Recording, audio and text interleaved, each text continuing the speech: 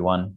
It's great to see so many people here today from all parts of the world. I can see from Argentina, Ukraine. In fact, it might be nice for a second just to begin with if you can put in the chat box which city and country you're in at the moment. That would be fascinating to see. Uruguay, Austria, UK. That's great. Yes, please do keep it coming. It will be great to know where everybody's from. Lovely. Well, thank you very, very much for joining us today. It's just gone 11 o'clock in Argentina and 3 p.m. in the UK and 5 o'clock in Ukraine. And the meeting is being recorded for those people who can't make it. Obviously, I will upload this for everybody's benefit afterwards. And I want to start this morning by saying a quick thank you to Academia Arguello in Cordoba, who have given us their Zoom room for this event. That's really allowing all the great teachers and teacher trainers that we're going to be having to be available for everyone to see and listen to and be interviewed by you. So speaking of which, I'd like to say hello to Lana and Iryna Sushko, both of you, but you're not related, as I understand it. Although I thought you were when we first started talking. So I will start by asking, first of all, we have some questions for Lana and Iryna, but please, one of the things that we want to do with all of these meetings is leave this open for everyone who's here in the Zoom room with us right now. So if you have questions for Lana and Iryna as the interview goes on, whenever, either now or as the interview goes on, please do put them in the chat box and we will field to them as many questions as we can by the end of the interview. So Lana and Iryna, let me start by asking you, first of all, what's happening in the Ukraine today? How are things at the moment? I guess I'll go first. And first of all, thank you very much for having us today. Thank you for organizing this. This is a huge gesture, I think. And I'd like to thank everyone who joined us here today. I see a lot of teachers from Ukraine, a lot of people that I personally know, and I see a lot of people from all over the world. So thank you very much for coming. Thank you very much for joining and for supporting us today. How are we?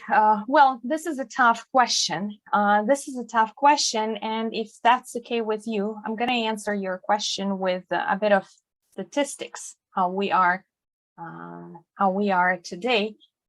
So today, if we talk about education, then we have 1,837 educational institutions that were affected by bombing and shelling. We have 172 educational institutions that were completely destroyed. We are talking about 125 days of war. I'd like everyone to think about, like, if you come from Austria or the UK, think about your place where you're living. How many educational institutions are there? I'm talking about schools, talking about kindergartens, I'm talking about universities. How many are there? Ukraine is a big country, yeah, it's the biggest one in Europe, but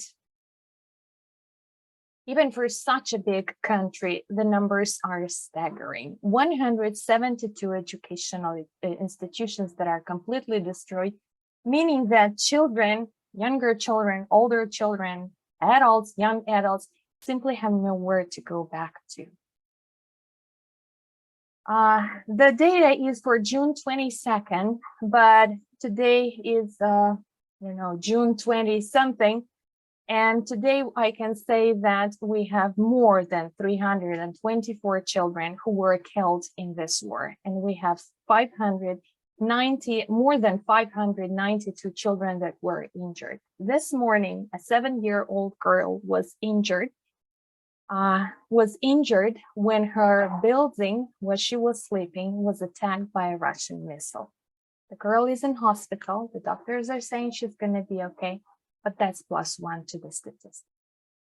We have 3.4 million refugees in Europe. These are the people that fled the country.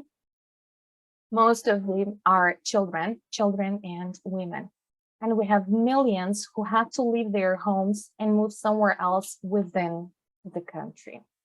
They say that this is the biggest number since World War II, the biggest number of refugees in the world, yes, in Europe, in the world, and within the country. This is my morning today. I'm in Kyiv, the capital city, and this is how the day began for us. Early in the morning, we were woken up by the explosion. 14 missiles that were targeting the city. 4 of them reached their goal. This is one of them. This is a residential area in Kyiv, in the city center. This is one of the buildings. The girl I was telling you about, she was living here. The girl's father, unfortunately, is dead. The girl's mother is in hospital. This is the same building.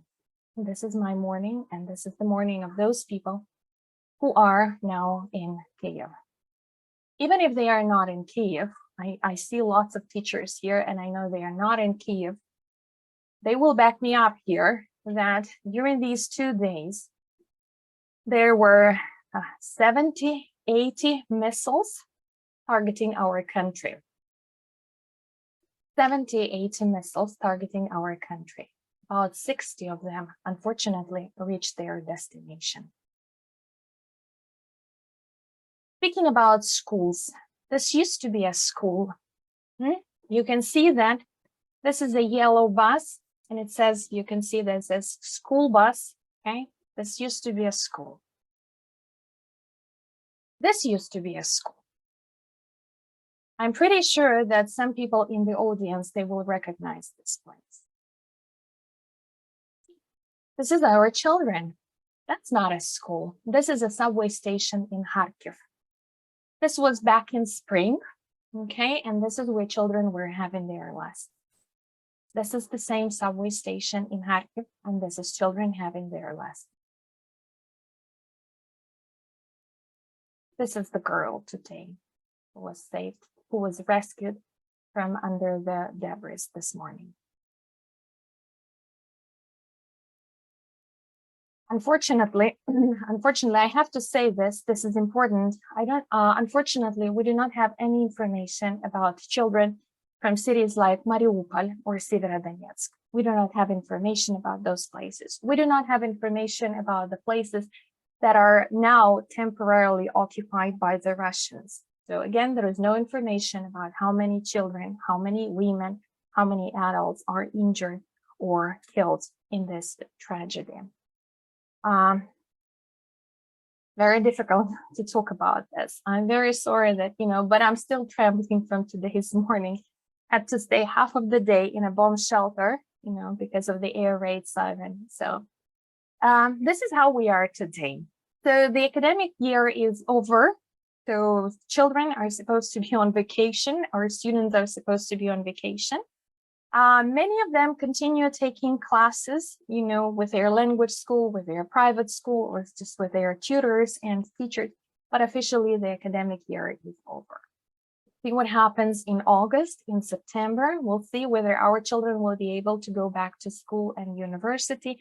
But as I said, unfortunately, lots of those are completely destroyed, and children at the moment have nowhere to go to.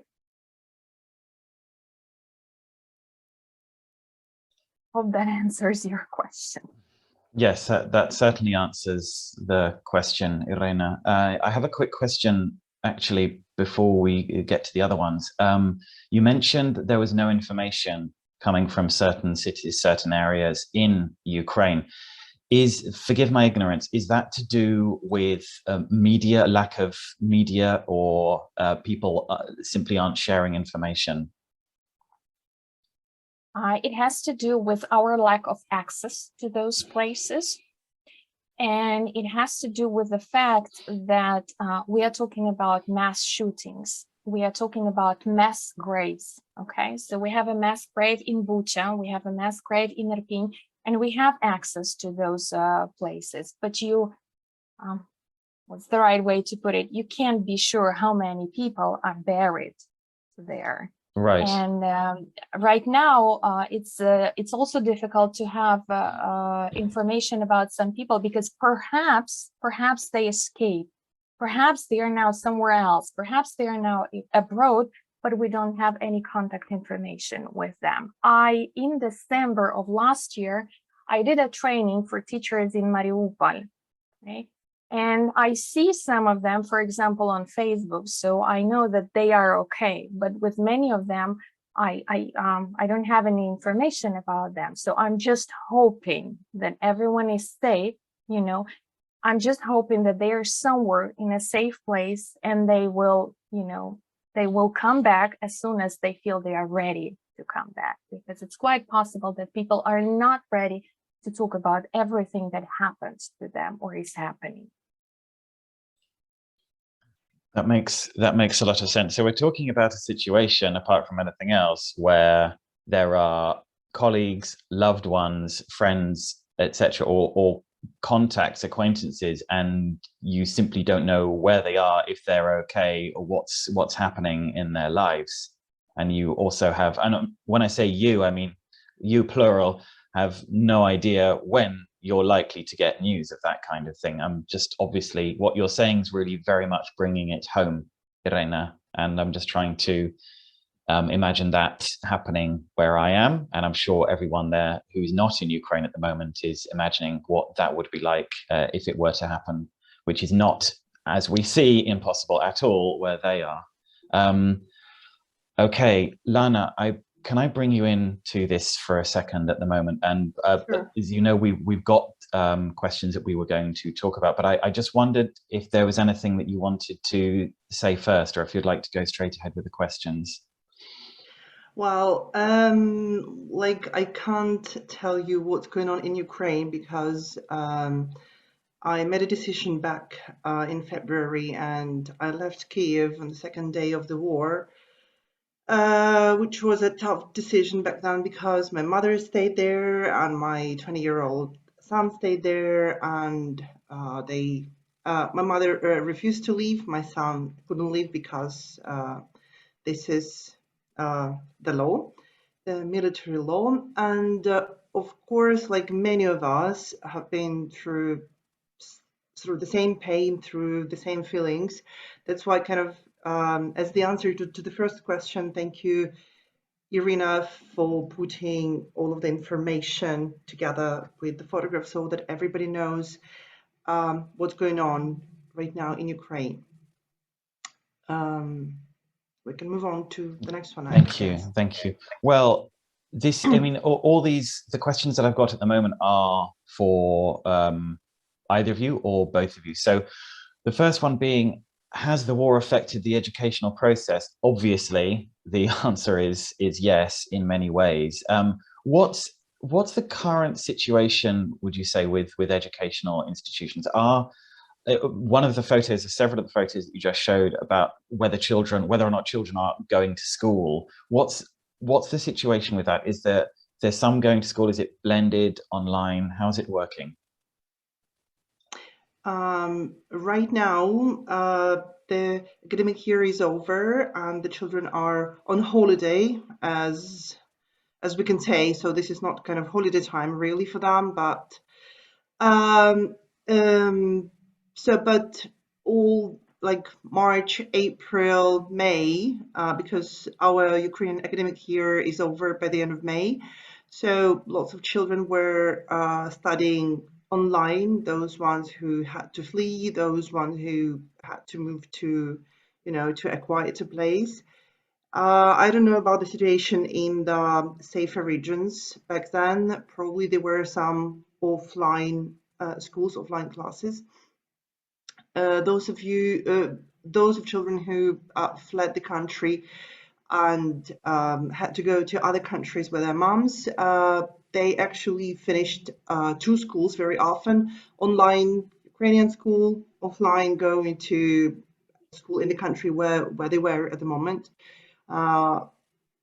My daughter, who was in the 8th grade in Ukraine, joined the 7th grade here in Poland, and had to finish here the offline 7th grade in Poland. Thank you. Thank you, Lana.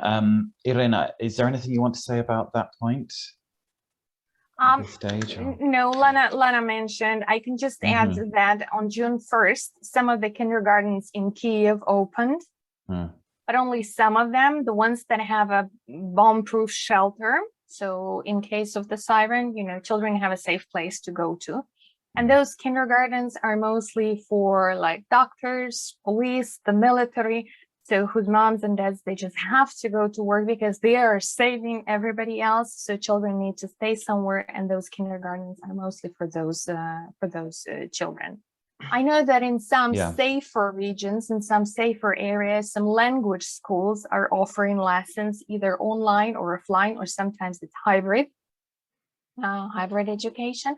But again, one of the conditions that every educational place has to have this bomb-proof shelter in case things happen. And unfortunately, things happen every day these days. Well, I think what you have just said, what both of you just said, segues perfectly into the next question, because this is actually something that came up also in our interview last time with Jeremy Harmer, talking about education and politics. And there is a feeling that they are not to be mixed, education and politics. Given what you've both just said, what do you think about that? Well, I'll probably start here if you don't mind, because okay, right. There is the abbreviation, or we can say the acronym. I don't know if everybody's aware of this. Parsnips. So these are the topics that are not recommended, and in some countries or states they're even forbidden. And the thing is that, well, if we look at what this acronym stands for, it's politics, alcohol, religion, sex, narcotics, isms, and pork. Well, from my recent experience, I can say that the children who I was teaching online, April through May, well, none of them wanted to talk about alcohol, religion, sex, narcotics, or pork, but they did want to talk about politics, war, and some of the isms. And the first ism they wanted to talk was kind of, what is that? Why are they call us Nazis? What is that? What is the notion? What does it actually mean? Well, you have to be prepared for that. If the children are ready, if they ask you a question, you cannot go blunt and say, oh, sorry, this is the parsnip question. We're not going to talk about that. I hope that you do agree with me. So my decision was to actually talk about that. How do they see themselves where they are? Sometimes they mention, well, everybody, of course, like teenagers, 13, 14, 15-year-olds, they know what their parents think about the current situation. And of course, they reflect on their family attitude. And of course, everybody was sharing, some bits and pieces of the political views. I don't feel the right to judge, to say right, wrong, but yes, you do listen to them, you do give them the floor. If they want to discuss this, agree and disagree. Well, I mean, this is still a language classroom. I was trying to, let's say, facilitate and moderate it, asking appropriate questions. But again, in no way I'm gonna avoid this topic or, forbid this topic. If they want to know, if they want to express their view on the topic. Ira, what do you think about that? Please unmute Yeah, yourself. I'm muted. Yeah, sorry. Yeah, I'd like to add a few things. You know, this question of parsnip, that was on my mind even long before the war began, because there are so many things happening in this world, you know, and one way or another, they are all connected to politics, school, or religion. Yeah, let's put the war in Ukraine aside. What happened in the States not so long ago? You know, I cried when I read the news because my son is going to school soon. Yeah, and those were elementary school children. How do you not talk about that? How do you not talk about that? And if I may, Lana, do you mind if I share my screen? Go on. Thank you. Because there is something that I'd like to show you. This is Sofia.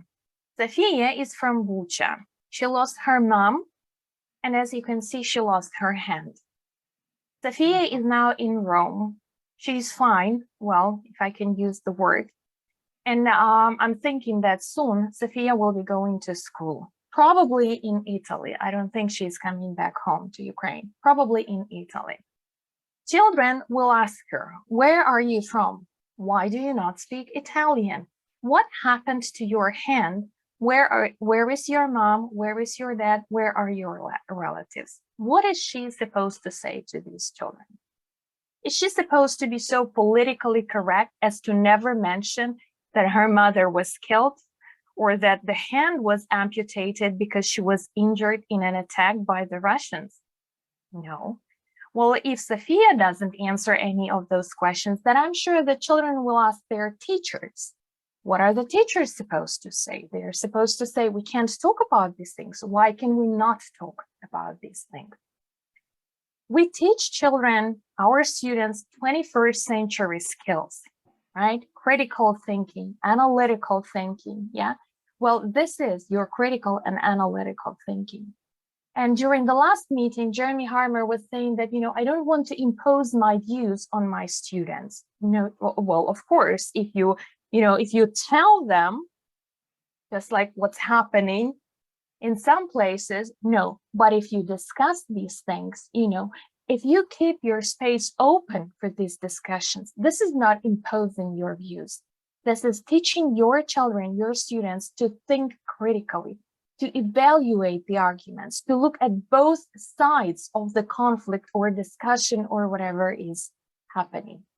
We have, unfortunately, we have thousands of children like Sofia. We have millions of children who are not living at home, and they will get these questions. Again, during the last meeting, and that was something that shocked me. I'm not going to say the teacher's name. She is in this room today. She asked a question. One of the students, unfortunately, was killed. What am I supposed to say to my students about that child? Really?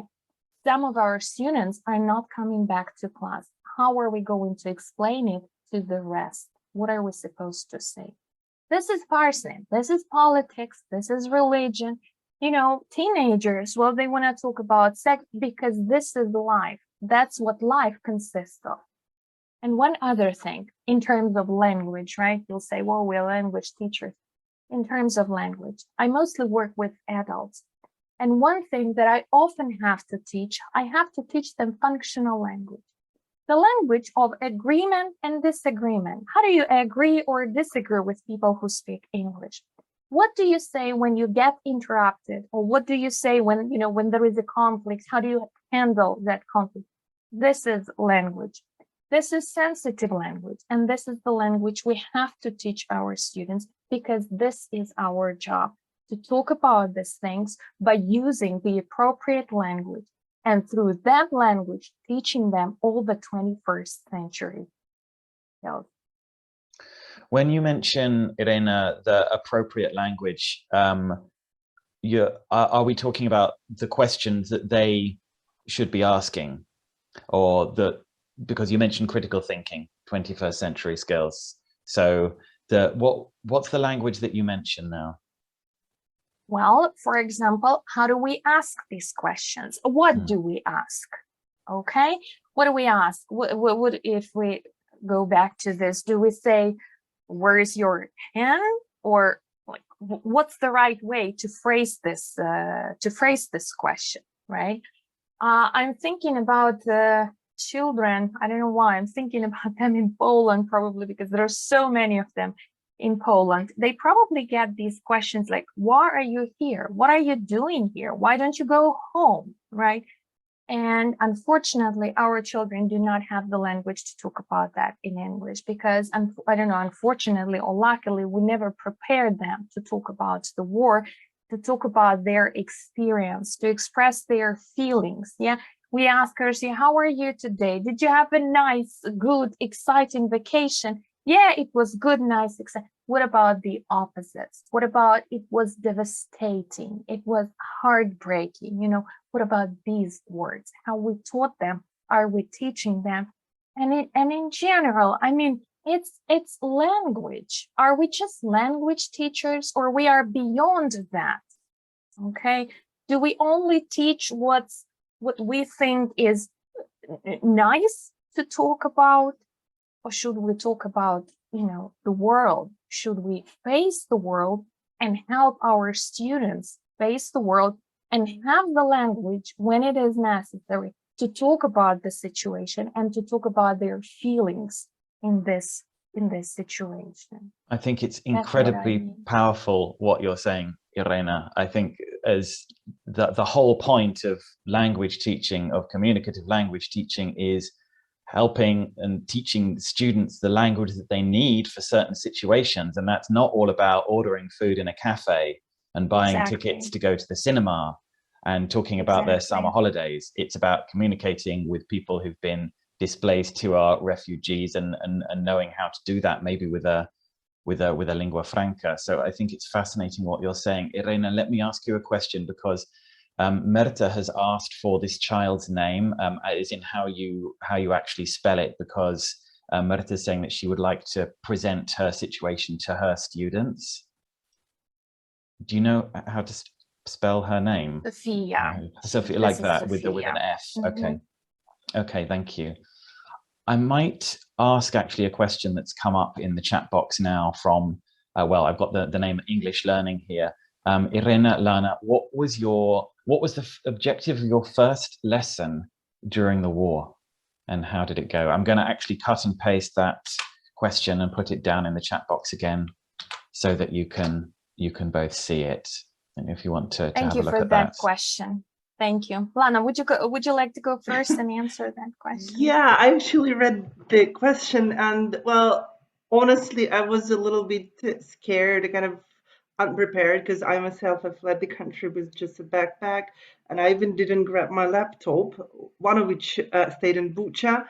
One I just left at home in Kiev. I wasn't thinking, I think. So anyway, like I only came back to the lessons, I think, beginning of April.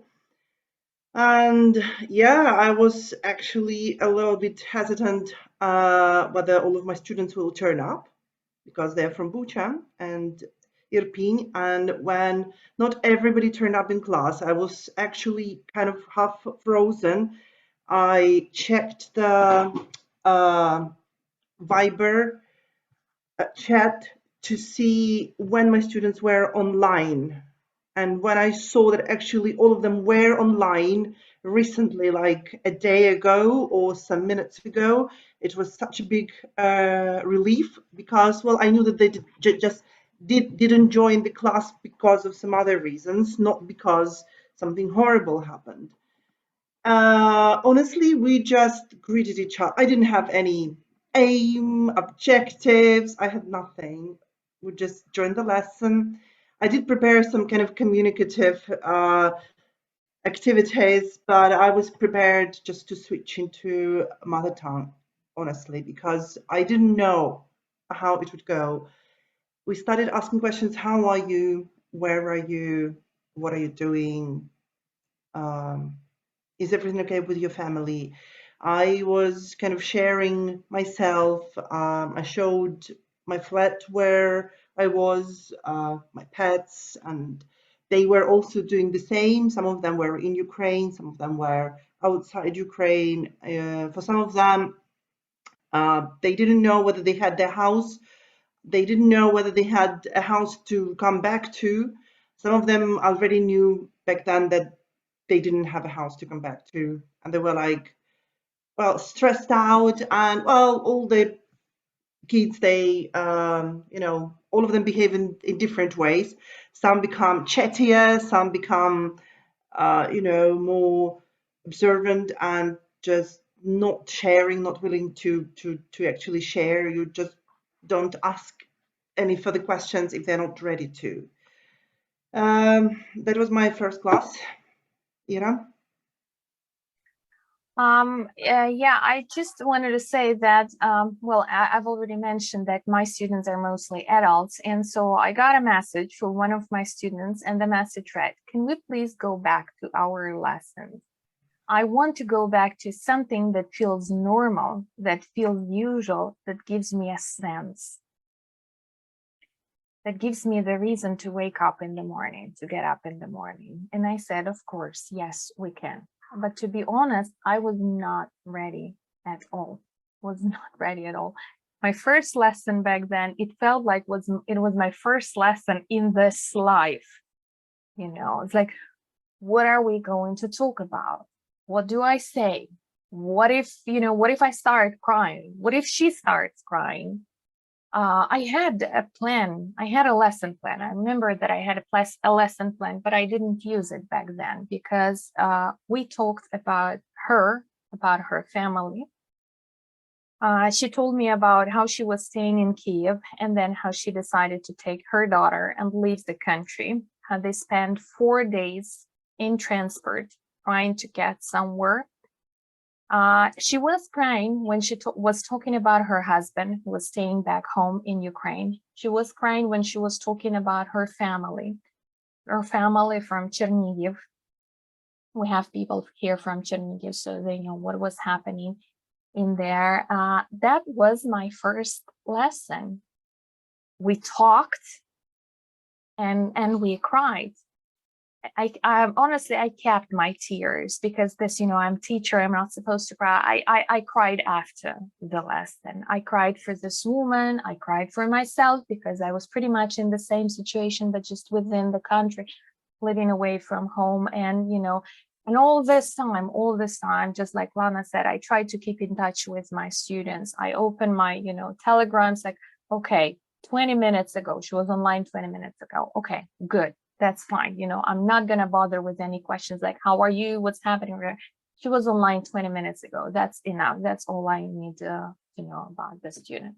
That was my first lesson. The second one was a little easier, but nevertheless. And since we are on that, I hope you don't mind if we talk about like teaching in general. How has teaching changed? Okay.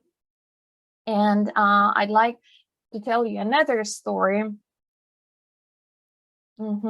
Yes. I'd like to tell you another story. There is this activity that I always do with a new group of students. I ask them to look around, pick one thing that they see around them, and talk about that thing. What is that? Why is that there? What does that thing say about them? So I usually have a book and I say, well, that's because I like reading. I usually, people often have a phone and they show a phone. They say, well, because all my life is on the phone. And at the end of March, I had a new group of people who also, they wanted to have some sense, and I decided to do this activity. And I thought, well, what can possibly go wrong with that? And then there is this man, he takes a mermaid doll and he shows it to us. And he says, my children and my wife are abroad. And this is the thing that my daughter left for me, so I don't feel lonely here.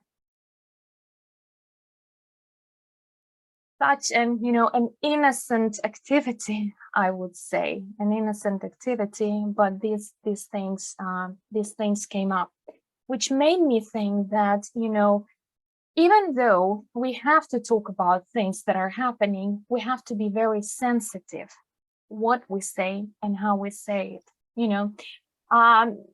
our colleagues who are not from Ukraine, you probably talk to your students about their plans for summer vacation, right? Or you ask them about the weekend, you ask them about their families. These have become very sensitive topics to talk about with students in Ukraine. Doesn't matter whether they are children or they are adults. You do not ask people about the vacation because there is no such thing as a vacation right now. You don't ask them unless they volunteer about their families, because you do not know what happened or what's happening to their family, right? You don't ask them, like, if we have some people from Poland or the UK, if you have students, don't ask them if they are planning to go back, because there is a big chance they simply have nowhere to go back to. It's important now to be flexible, very flexible. Even if you have a lesson plan, be ready that, at some point you will have to change your lesson plan, or at some point you will just have to put it aside and go with the flow and go what your students have to offer you in that sense. This is flexibility. A lot of my lessons have become dogma lessons, Those who know me, they know that I am a fan of this approach. But there are more and more dogma lessons, because I feel that, my plan does not always work. It can't always work considering the circumstances. I have a morning lesson tomorrow, and probably the question, how was your weekend? Well, it's going to be a bit ridiculous. It's not stupid. Iryna, for the uninitiated, could you just say one thing about Dogme language teaching, just in case there's people here in the room who aren't sure what it is or who haven't heard it before? Well, Dogme teaching, basically, it's teaching following the student's immediate needs. Right? So that's mostly conversation driven, materials light. So, I can put aside the books or the handouts or whatever I have for my students, and I work with the input offered by the students themselves. So if a student walks in and says, hey, I know you are in Kiev and there were these explosions yesterday. Well, we talk about the explosions. I don't ignore this question. We work with this input and the language that comes from the student, that is produced by the student. That's in a nutshell, very in a nutshell. Thank you. Lana, I think I totally interrupted you. You were about to say something. No, sorry. That's fine. Yeah, I just wanted to say thank you for the comment. Don't remember who made the comment. A simple question, how are you? If you ask a Ukrainian, do not expect this to be just a small talk, fine, thank you. Because the students might want to go deeper, because actually the question, how are you, means now more for Ukrainians. It's like, are you alive? Are your relatives alive? Is your house okay? And many other. So thank you for the comment. And another comment which I saw in the chat, if I may, it was like, where did we find strength and energy to restart teaching during the war? Well, just briefly tell you about myself, then we'll give the floor to Iryna. And I said that I fled to Poland, and thanks to a colleague of mine here in Poland, he helped me find a job here. So I started working like almost immediately for a private international school. And well, actually, it was kind of a savior for me, because I am myself quite an energetic person. If I don't have anything to do, I'll just go crazy, honestly. I was immediately ready to jump into volunteering or doing something. And however, the people who saw me on the first day said, Lana, just go home, just relax, just take your time. I'm like, no, I really want to help. I really want to be useful. But well, looking back right now, I know what they meant, because of course I didn't have any, energy. And I would probably, make it even worse for some people because I wasn't stable. I wasn't ready to share. I had nothing to share back then. But just coming to school and teaching a regular class was kind of a relief. However, the challenge which I couldn't expect there, that this is the international school, there were students from Russia as well.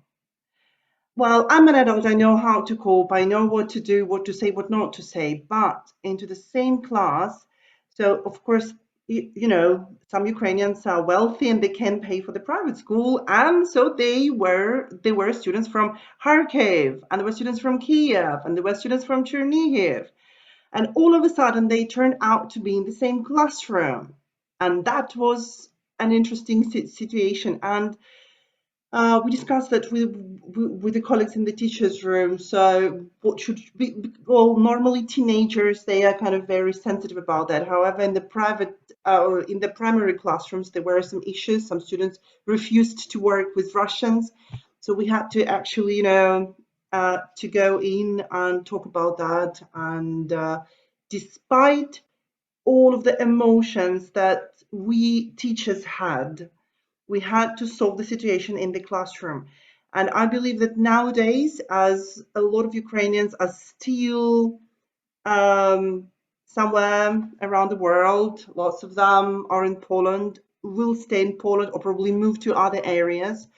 They might come across some other people, other nationalities with probably other political views, or whose parents have got some different political views. We have to prepare ourselves for that. It's a challenge. I myself, I had to find, those clever words and kind of forget about what I feel, forget about my feelings, but just try to help the students not to start a war, because yes, definitely an 8-year-old child is not guilty of anything.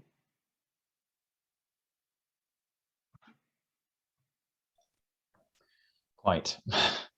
Yes, absolutely. They're not. I think that's, go on, Iryna.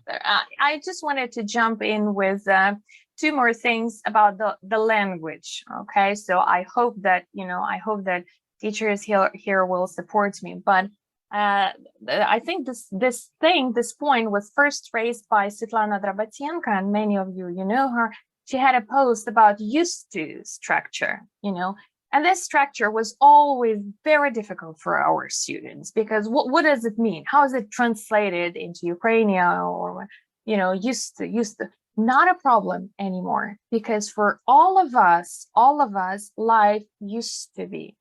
We used to have, we used to live, we used to, we used to want, we used to be whatever, and so on and so forth. And the second thing, when I now teach conditional sentences, the second type of conditional sentences, I am very cautious about the questions that I asked, because some time ago I was running a conversation course, and we had these, what would you do if, we had these as discussion questions. And there was one, what would you do? Or if you had 1 hour to leave your home, what would you take with you? When I think about that question now, I think this is the most stupid question you can possibly ask someone. Because we all had 1 hour to leave our homes and to take something with us. This is not a hypothetical question anymore. This is not an unreal conditional. This is a real situation that we are living in. So if you work with Ukrainian students, with Ukrainian, children or adults, think about these questions, because that might sound like an innocent question, just a fun question. What would you take? And I remember how people answered, and we laughed, and it's like, why would you take this or that? That's not funny anymore. This question is not funny anymore. So now when I teach this, or any other thing for that matter, I think twice. What are the questions I'm going to ask? What are the statements I'm going to put? What are the exercises we are going to do to make sure that there is nothing that can hurt my students' feelings? That's it. Just wanted to add about the language. It's fascinating that, yeah, something that used to be, to use your terminology just now, a second conditional, completely hypothetical, unlikely question now is not anymore at all. And I think it's fascinating what you're both saying about the function of language and how deeply important language is with what's happening. There's several questions that have appeared in the chat box. In fact, a couple of the ones that we had beforehand, I think we've possibly covered about how teachers, what's going on in the classroom. I will ask one that's come up in the chat box, and also that we've talked about a little bit before this session as well, about how teachers' roles have changed since the start of, well, since the invasion. I'm actually, possibly controversially, but I'm going to connect it to something that Vika has mentioned in the chat box about, let me actually cut and paste it here so that you can all see it again, about stopping providing lessons to Russian parents. Yes, 8-year-olds are innocent, but their parents aren't. Now, one of the things that we had talked about before the session was the changing roles of teachers, because obviously it's the fascinating thing about being a language teacher is the massive amount of responsibility that I don't think we realize we have. And then there's questions that are coming up like this for some understandable reasons. Would you like to make a comment about that, either of you? Oh yes, definitely. Well, first of all, it's not up to me. I'm not a school principal. I'm a teacher. I come and teach. I cannot put all of my anger or any other strong emotions onto any child in the classroom. It's just not fair. Secondly, my strong view here is, well, yes, we have hatred at some point when we find out what happened in Bucha, when we will find out what has happened and is happening right now in Mariupol or Kherson. We might be just, boiling and furious, and we can't control that. One of the characteristics of Nazi, that they believe that the other nation, regardless of people and personalities, they are all bad. They all should be eliminated from the planet. This is who Nazis are. Are we Nazis? Really? I'm not. I'm a Ukrainian. I love who I am. I love where I live. I want to help my country to become a better country. I want to become somebody who, who gives a lot of different emotions to my students. And if I am in the situation where I have a Russian student in class in a private school abroad, I cannot put my anger or hatred on the child. I can raise a topic and share my emotions on the wall without putting a blame on a single person. This is very important to stay human and a decent human, because many of them are not. And that's what makes them Nazis, fascists, whatever you say. I am not one of them. I don't feel this much hatred to hate this 8-year-old, 14-year-old child. Thank you. Sorry for being... You have nothing to apologize for whatsoever, Lana, Yeah. at all.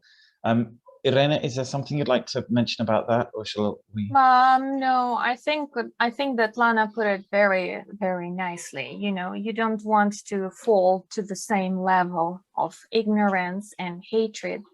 that Russians demonstrate. Children have nothing to do with that. And if you are a teacher, there was this comment, a teacher must be a role model and an example to follow, example of humanity and wisdom. Well, probably, yes, probably this is the case, that you have to demonstrate humanity. I'm not sure about wisdom, but humanity for sure. And then you can hope that the world, your children, you are living in is going to be different if you remain human, if you remain human.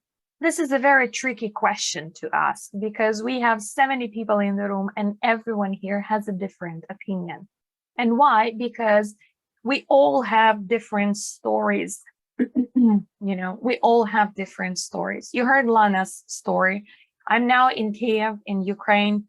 I'm looking at Oksana, and I know that Oksana is from Chernihiv. I have no idea where Oksana is right now. We have Marina from Mariupol, and I am, I don't have the words to say to Marina because I can't equate my experience with Marina's experience or Oksana's experience.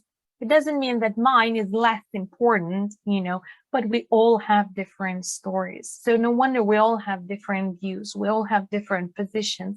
And one other thing, that last night, I didn't feel the same as I felt this morning, because last night I was living in a war, but this morning, my home, my city, my place, it was shelled, So how I felt yesterday is not the same how I feel today. And I'm sure that at some point I will come down because, well, you learn to live, in a war zone, in war times.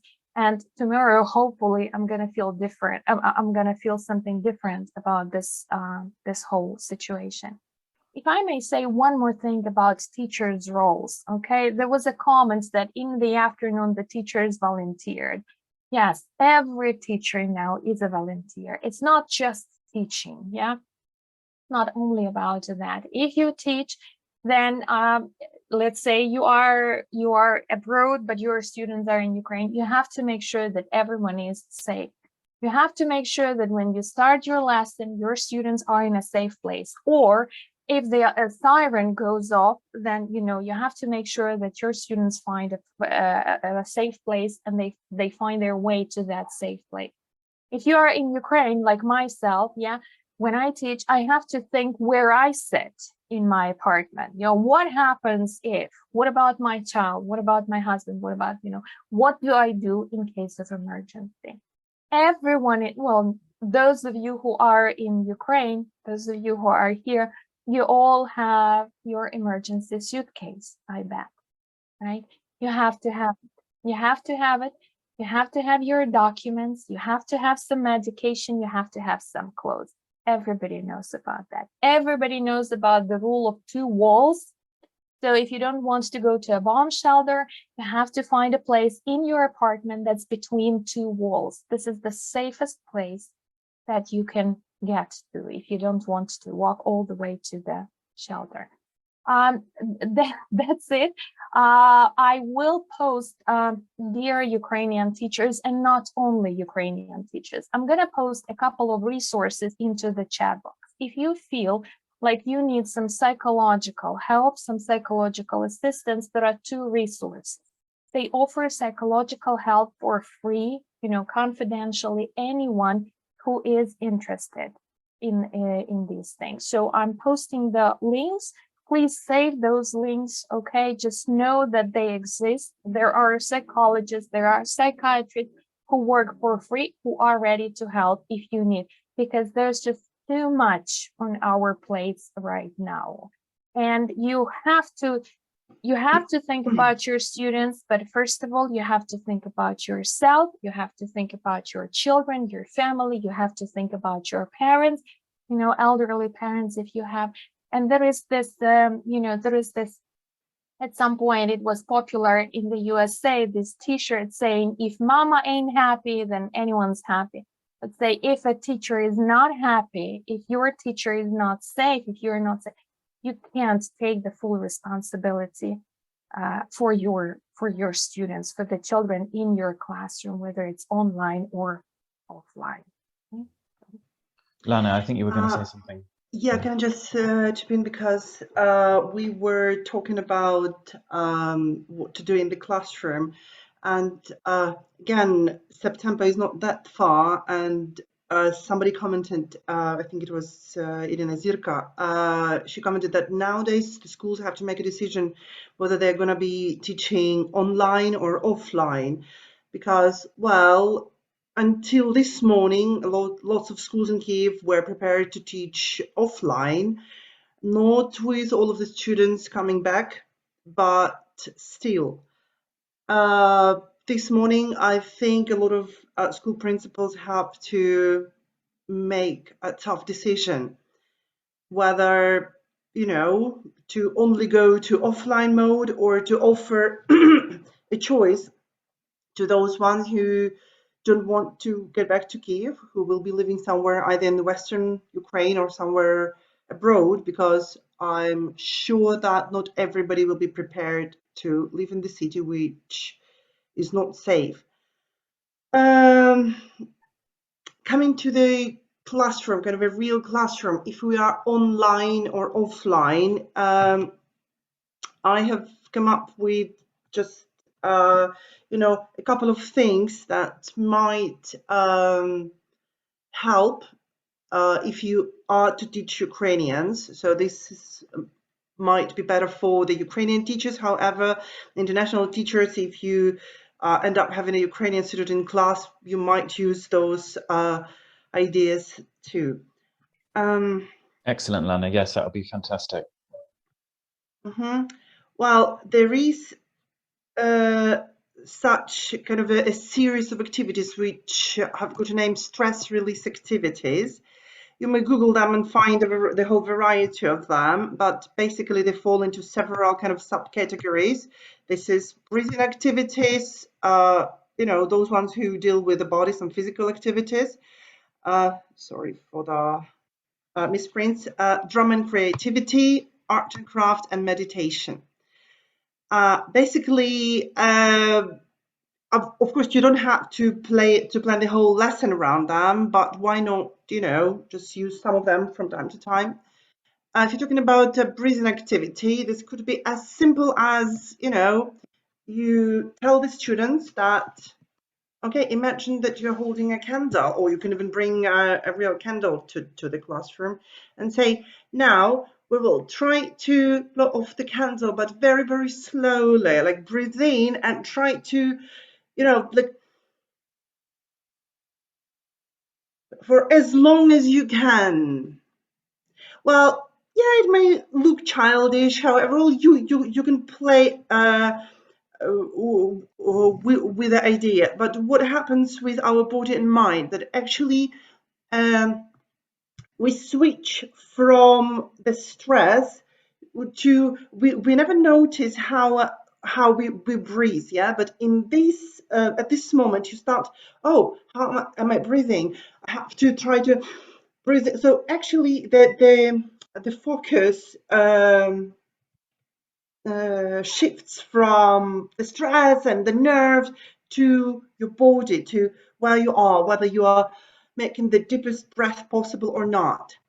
Another activity you can go on, because there are lots of them, again, just, okay, now imagine that you have 6 candles around you and you have to blow down them all with one breath.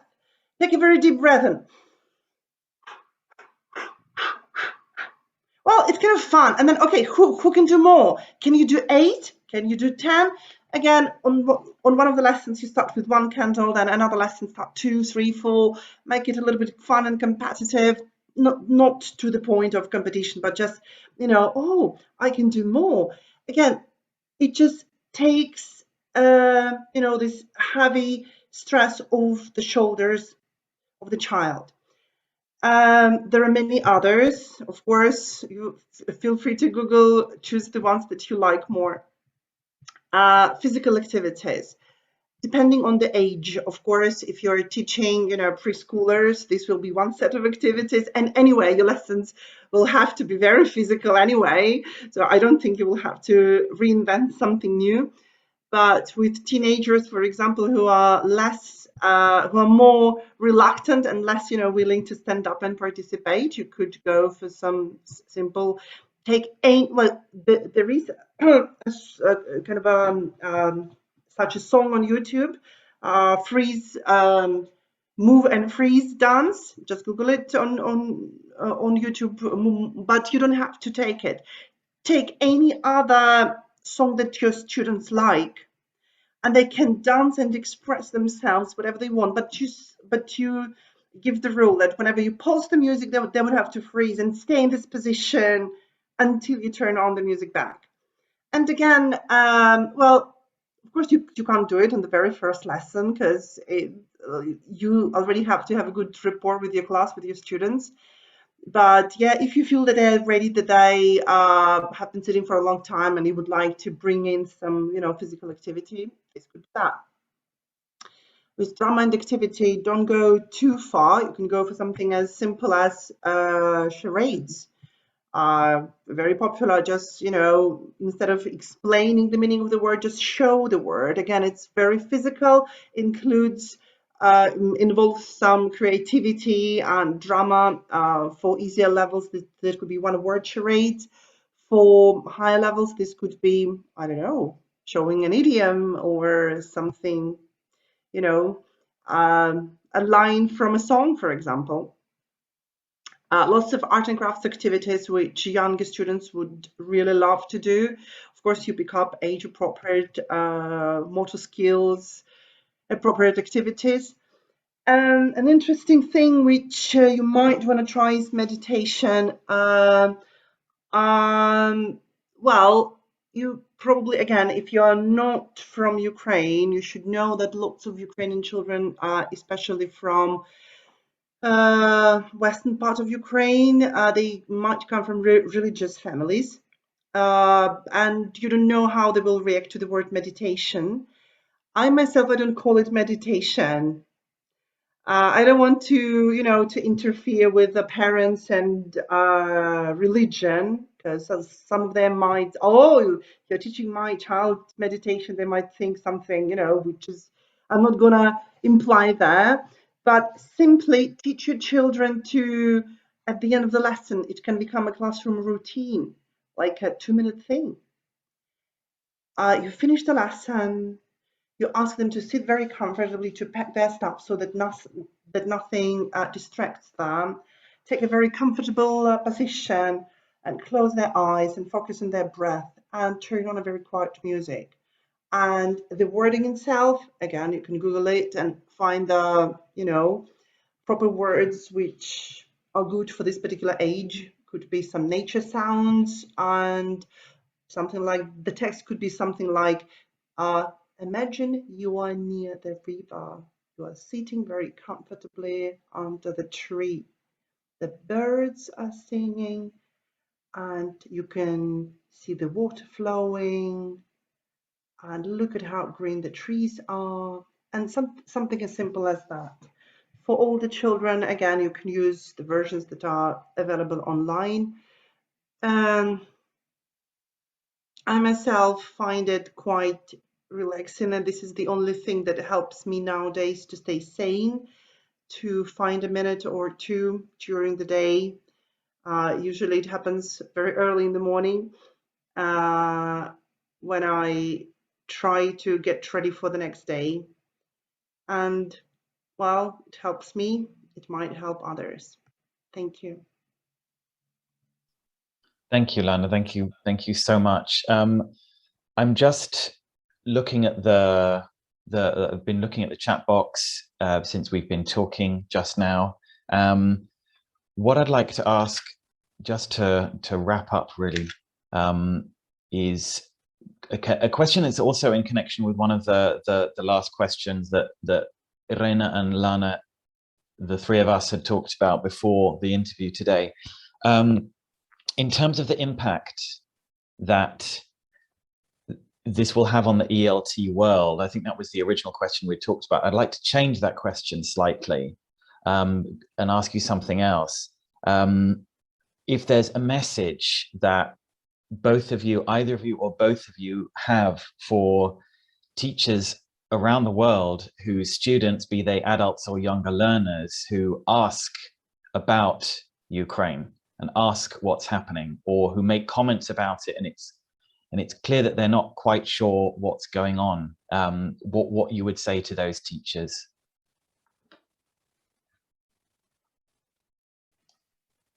Well, that's a great question. That's a great question, and that it just takes me back a bit to one more thing. Student asking questions. What is Ukraine, right? What's happening there, and things like that.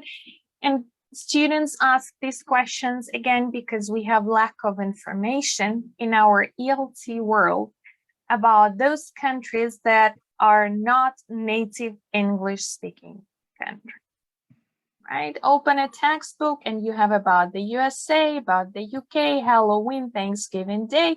Maybe there is something a bit about Canada, Australia, less about New Zealand, but how often do you find information about, Argentina?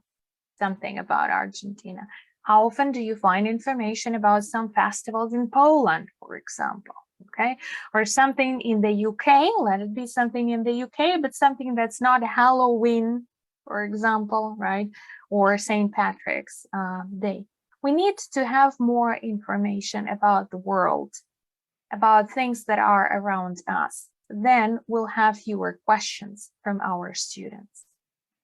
I think, again, I will go back to what I've already said. We are teachers, but we are not just teachers. We are more than that.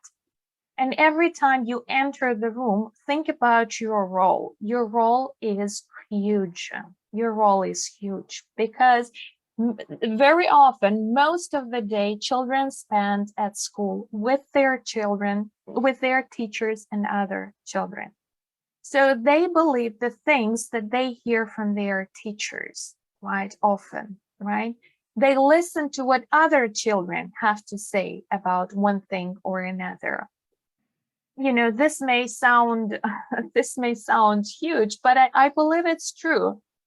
We teachers, we shape the future. We shape the future by working with these children who are the future. And what the future is depends on us. If we teach our children to be kind, to be human, to be respectful, to respect people not only because they are just like us, but also to respect people who are different from us, right? If we learn and we teach our children to respect that girl who has no hand, you will see children with amputated legs, arms, hands. If you teach your students that these are people, that they are just like you and me, and we should respect them because they are people, right? I think we have a future. We have a future.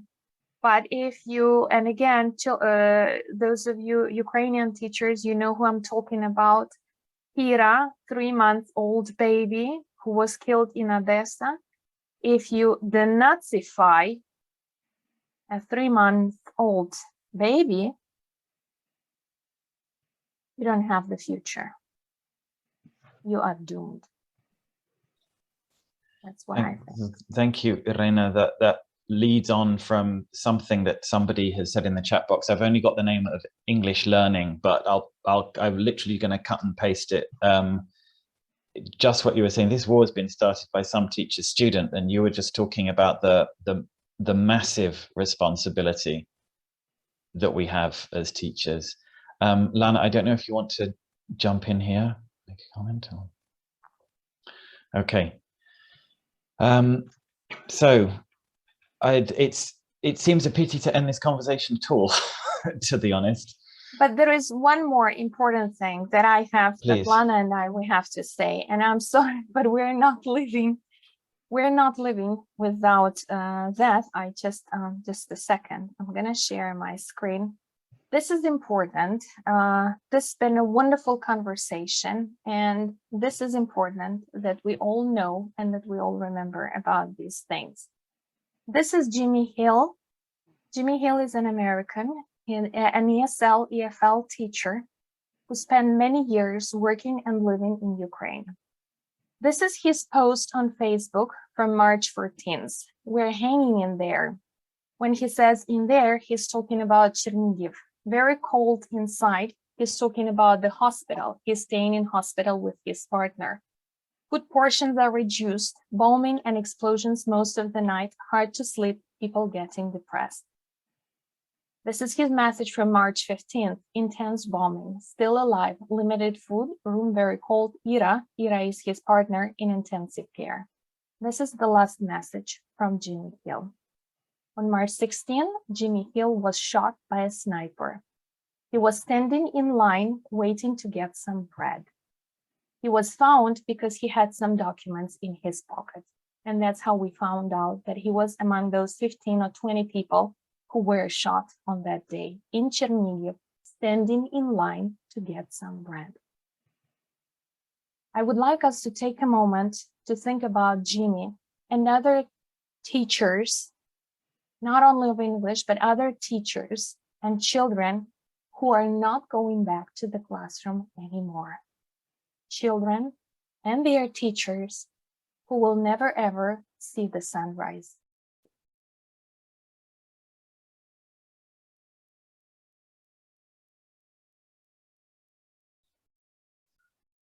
And I think if we were looking for a way to communicate that to our students who may not know as much as they should about it, this has provided the perfect opportunity and the resources for that. I think one of the very powerful things that Iryna, you've just said, is if we have more information, we wouldn't need to ask so many questions. Our students wouldn't need to ask so many questions, and we really got to think about what the kind of material that we're providing within the classroom and the kind of platforms that we're providing for them. And this massive responsibility we have is not something we can take for granted at all or forget. Thank you, both of you, very much. If we could take just one last thing, do we have another 5 minutes? Of course, as much time as you want, Lana, go ahead. Yeah. Very often, like here, while I was working in Poland, my colleagues were asking me, how can we help? And Iryna and I have been also thinking that, like, we're going to be talking to a wide ELT community around the world. What can other teachers do? What can you personally do if you come from another country? Well, I don't think that anywhere in the world, teacher's job is a super, well-paid job.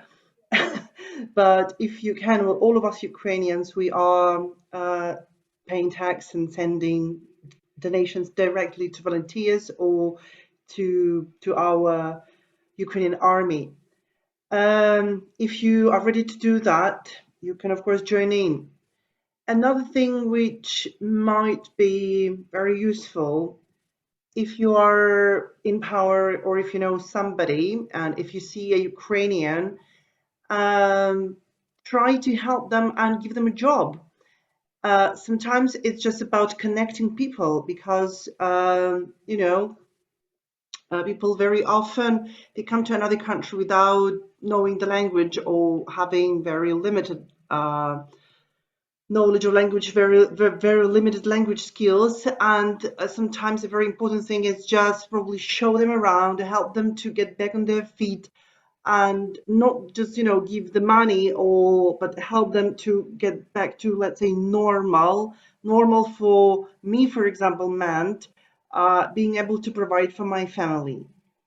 I was so much relieved that I could actually get a salary and I could provide for my family, and the rest would share with somebody who needed it more. If you're a teacher of English and you have time and energy, another thing that you can do is offer English lessons to those refugees who are in a different country. Or just as simply as that, just take them for a cup of coffee. I really appreciated to hear that, for example, some of my colleagues here, they took me, my daughter, my dog to a lake where the dog could actually enjoy the water. I could relax a little bit and not think about the war for 1 hour or something. Another hard thing to do, how you could help, is volunteer. I would like to highlight the importance of realizing how much energy you have, because you cannot share if you don't have anything to share. You cannot jump into volunteering and offer help if if you're empty yourself. So I could start, making little steps, very little steps, only kind of online, like after a month, then some bigger steps after about 2 or 3 months. Only now I feel completely recharged and I'm ready to do something much more important than before, because I know that I can in general, and I know that I have enough resources right now not to burn out, because if you are burn out, then your family are losing. This is what I don't want to do, because my family right now is a priority for me. Iryna, anything to help, to add? No, you said it all. I was just thinking that, maybe you can, if you can, or if you don't want to help with English, maybe you can help a bit with the local language, show people around, tell them, okay, if you want to make a phone call, this is how you do it here. Or there is the shop where you can buy, the best bread or the best meat or the best vegetables, or something like that. One other thing that I sometimes hear people saying that, oh, Ukrainians, they didn't say thank you, they were not grateful. This is not true. Our whole nation right now is grateful to every single person in the world, because we feel the support. We do feel that support. But one other thing to keep in mind, that we are all of us, Lana is in Poland, but we are all in stress. And when you are in stress, you may not react normally to what's happening around you. Even if you want to say, oh, thank you, I appreciate it, you may not have the language at that point to say these things. But trust me, everyone is grateful. We are grateful for our people. We're grateful for our children, that our children in Poland, in the UK, in Italy, in Greece, in Germany, they can go to school, they can go to the kindergarten, they can have this, normal life. I put it in quotation marks because this is not the life they used to have, but, this is some kind of a normal life. And we're all very grateful for that. We are grateful for the ELT community, for supporting, for being with us, for demonstrating. It's important to know that we are not alone.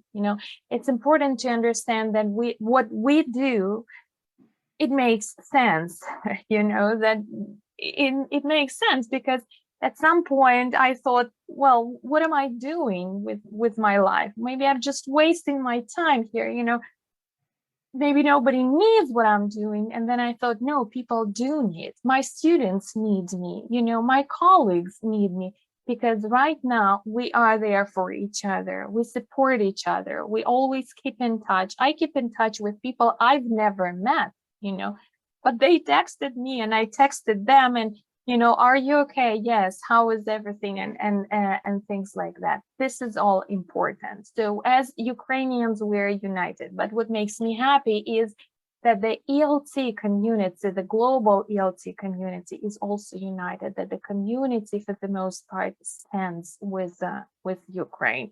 It means that, we're moving in the right direction, that we are doing everything right. We have the future. We have a wonderful future.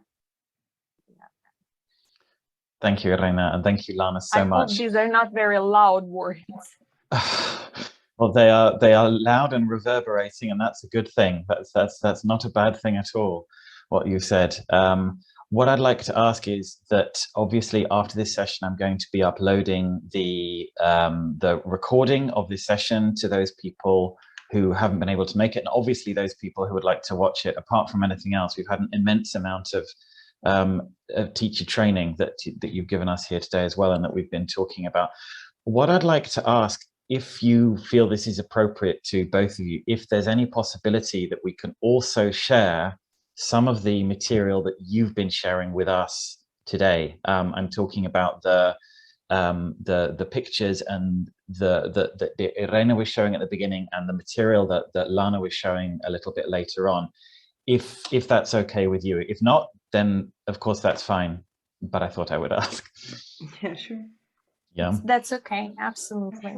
Okay. Because yes, no, I was thinking that what I can do is I can upload this, but then also make that, or at least that material available for people to have a look at and share with their students as well. I think one of the most powerful images that I'm going to be left with today is the picture of the children in the train station, in the underground train station, having their class there. That was quite incredible. Well, thank you very much again to Iryna and to Lana for being here and sharing with us today, and to Eugenia and Academia Arguello for the Zoom room, and to everybody for being here and supporting right now. What I'd like to do is actually switch to gallery view, and if you're all happy to turn your cameras on for a second, I just want a little round of applause for Iryna and Lana to say thank you very much for being with us today. It's been an honor and an inspiration, and extremely moving. So thank you. Thank you very much for having us. Thank you very much for joining us again. Thank you very much for all the support and all the kind words. And please stay safe and stay in touch with us as well. And we'll have another, and have a quiet evening. Yes, quite. And we will be having another meeting in about 2 weeks' time, and I'll be publicizing that very shortly. Okay, thank you again, Lana and Iryna, and thank you, Eugenia. See you all soon. We'll stay in touch. Thank you. Thank you. Bye-bye.